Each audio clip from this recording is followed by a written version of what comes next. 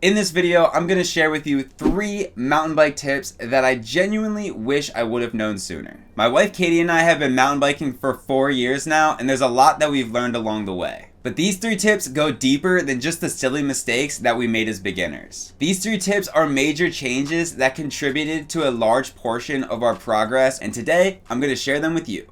Regardless of what your goals are as a mountain biker, whether it's speed, drops, jumps, or just general skills, I promise this video will help. Here's the first tip. Skills parks, skills parks, skills parks. Skills parks are huge for progression. Most people spend their time on trail rides, which is great, but you're getting random features along the way and not necessarily focusing on one skill. Skills parks give you the chance to focus on one or a few features and just ride them over and over again to build confidence through repetition. Skills parks are great for progression because they offer jumps, drops, berms, skinnies in all different sizes. That way you can work yourself up one step at a time. It's rare to find something like that in the wild because trails are usually just a mixed bag of features. At skills parks, the runs or the features are typically labeled as beginner, intermediate, and advanced, so you should be able to find something that challenges you. I've definitely been to skills parks that seem a little bit more beginner focused, but if you get creative, you can learn skills and have fun on just about any obstacle, no matter how mundane it might seem. If your area doesn't have a dedicated mountain bike skills park, you could also try to find a pump track or a skate park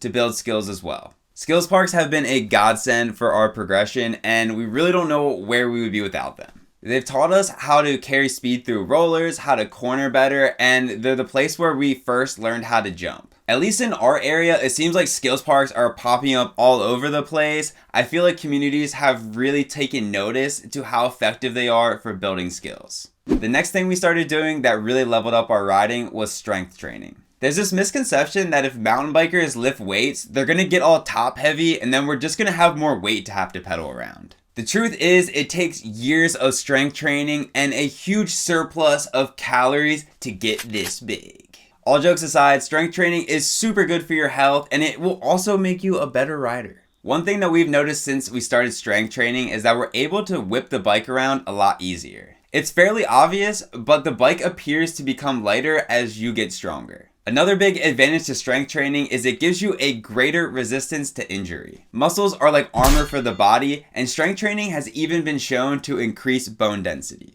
The key is to start simple and just learn as you go. Think of each training session like practice. Spend time learning about all the different muscles in the body and their functions. This will help with mind-muscle connection and also give you a better idea on how to structure your training. Over time, it just comes down to consistency and increasing your weight times sets times reps. And over time, you'll find what type of strength training works best for you. Some strength training options are free weights, cable machines, resistance bands, and of course using your own body weight, which is also known as calisthenics. We like to use a combination of all of these methods. At the beginning of the summer, we actually built a pull-up bar in our backyard. That way we didn't have to spend so much of our summer at the gym and could instead spend time mountain biking. If you haven't seen that video yet, we highly recommend you check it out. It's a really good video and maybe you could build one of your own. Although it's hard to quantify, strength training has definitely made us better riders. Definitely take your time, start slow, and find something that works for you.